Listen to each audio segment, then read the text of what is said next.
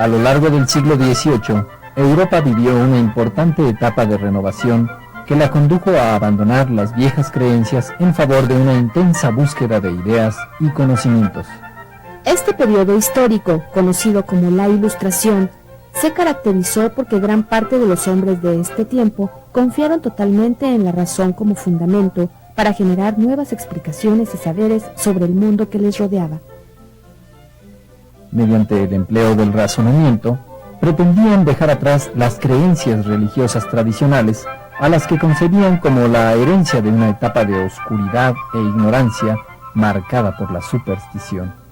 Los científicos e intelectuales del siglo XVIII encontraron en la razón una nueva vía para alcanzar la verdad.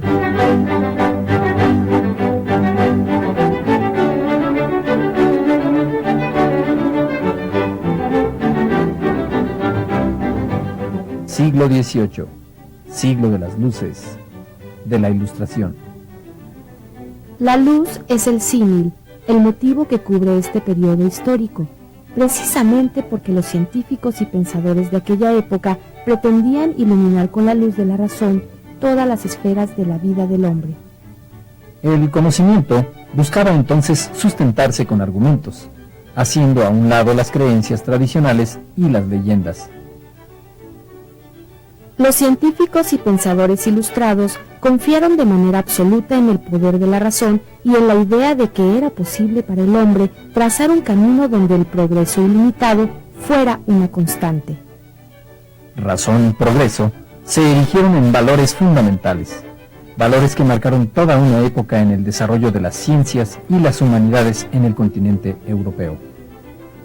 Ejemplos célebres de este periodo histórico son la Enciclopedia, de los franceses Denis Diderot y Jean de Lambert, y el Teatro Crítico Universal del fraile español Jerónimo de Feijoo. Ambas obras, profusas en su contenido, reunían gran parte de los conocimientos de su tiempo. Fue este precisamente uno de los rasgos característicos de los intelectuales de aquella época: tratar de sistematizar el conocimiento humano bajo el criterio de que tales saberes pudieran ser utilizados por el mayor número de hombres. De esta manera rechazaron atribuir los sucesos del mundo a la acción de las fuerzas divinas y abordaron la empresa de establecer una serie de razonamientos que les ayudaran a comprender los fenómenos que les rodeaban. En el siglo XVIII, rindieron frutos los progresos logrados en la ciencia durante el período barroco, y se inició un acelerado desarrollo de la técnica que encontraría, algunos años después, su punto culminante en la Revolución Industrial.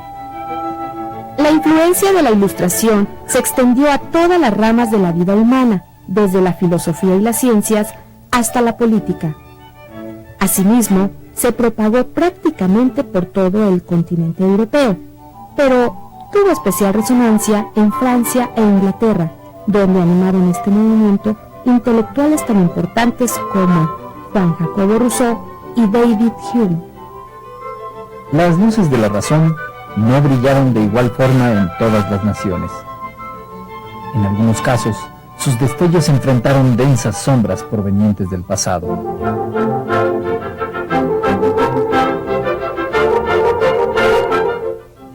Si bien la idea del progreso ilimitado, propuesta por los pensadores de la Ilustración, se apoderó casi por completo del territorio europeo, no en todos los países del viejo continente se vivió este movimiento de igual forma. En España existieron ciertas resistencias provocadas por la manera en que esta nación experimentó los tiempos de la Reforma Protestante y el periodo barroco. Ello se debió a la enérgica vigilancia que la propia monarquía española y la Iglesia ejercieron sobre el mundo hispánico. La estricta tutela de estas instituciones provocó que el desarrollo de la filosofía y de las ciencias en el Imperio español fuera más pausado y conservador. A pesar de esta circunstancia, las ideas ilustradas tuvieron gran importancia dentro del entorno ibérico, en especial en el terreno político. El emperador Carlos III, quien reinó en España entre los años de 1759 a 1788, practicó una forma de gobierno basada en los preceptos de la Ilustración. Bajo su tutela, ese país logró consolidarse como nación moderna. A la forma de gobierno que practicó Carlos III se le conoce con el nombre de despotismo ilustrado, y a las reformas que impulsó como reformas borbónicas, precisamente porque el monarca se apellidaba Borbón.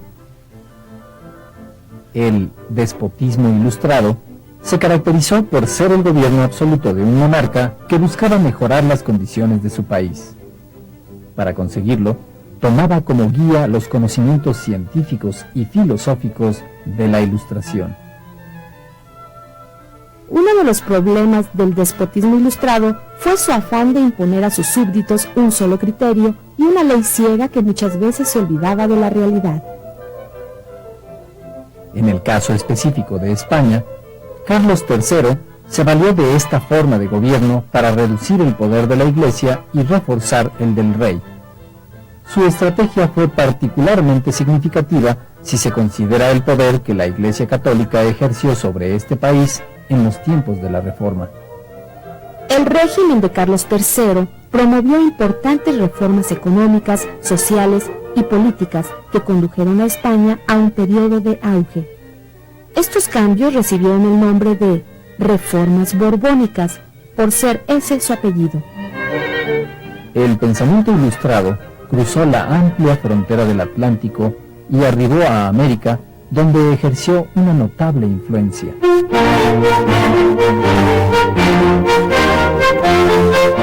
Aquellas ideas llegaron a México a través de los españoles, quienes las compartieron con los habitantes de nuestro país. Aquí, los conceptos de la Ilustración adquirieron un matiz propio y su influencia alcanzó a los virreyes que la gobernaron a partir de 1766. En ese entonces, México era una colonia de España y su situación política dependía en gran parte de las decisiones tomadas desde el país europeo. Para México, conocido en aquel entonces también como la Nueva España, el siglo XVIII fue un siglo de contrastes, donde se registraron importantes progresos y se agudizaron los conflictos que posteriormente provocarían la independencia. En los campos de la instrucción pública, las ciencias y las artes se vivieron adelantos significativos. El gobierno virreinal invirtió grandes sumas de dinero en el fomento a las ciencias naturales, la química y la mineralogía. Este progreso se debió a la labor desempeñada por los reyes españoles a partir de Carlos III. El impulso al conocimiento, claramente influenciado por las ideas de la Ilustración, transformó de manera significativa la vida en México. Alejandro von Humboldt describiría en 1803 de la siguiente manera el paisaje de la ciudad capital. Ninguna ciudad del nuevo continente, sin exceptuar las de los Estados Unidos, presenta establecimientos científicos tan grandes y sólidos como la Ciudad de México. Citaré la Escuela de Minas, dirigida por el sabio Eluyar, el Jardín Botánico y la Academia de Pintura y Escultura, conocida con el nombre de Academia de las Nobles Artes. Lo que Humboldt observó fue el resultado del proceso que se vivió durante el siglo de las luces en nuestro país. A pesar de haber promovido el conocimiento, la educación y las artes, Carlos III también impuso ciertas medidas poco afortunadas, las cuales generaron conflictos y situaciones desfavorables en la colonia. Una de ellas fue la expulsión de los jesuitas del territorio de la Nueva España. En consecuencia, abandonaron nuestro país destacados intelectuales. Entre aquellos brillantes jesuitas se encontraban Diego José Abad, considerado como el latinista más ilustre que ha tenido México, Francisco Javier Clavijero, autor de la Historia Antigua de México, y Francisco Javier Alegre, quien tradujo la Ilíada. Otra decisión poco afortunada de Carlos III consistió en negar a quienes habían nacido en América la posibilidad de obtener puestos importantes dentro del gobierno virreinal.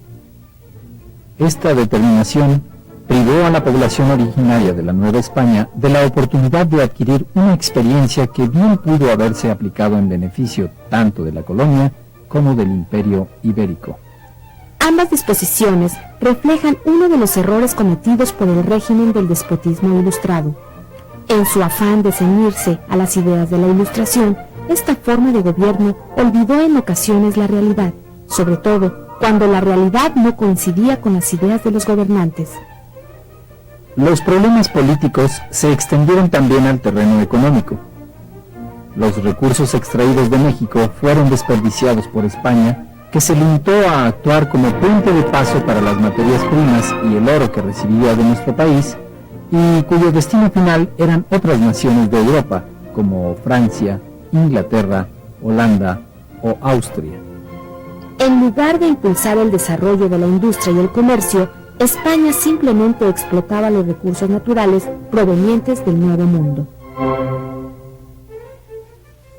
La Ilustración fue un gran movimiento intelectual del siglo XVIII que preparó los grandes cambios que iban a modificar la faz del mundo.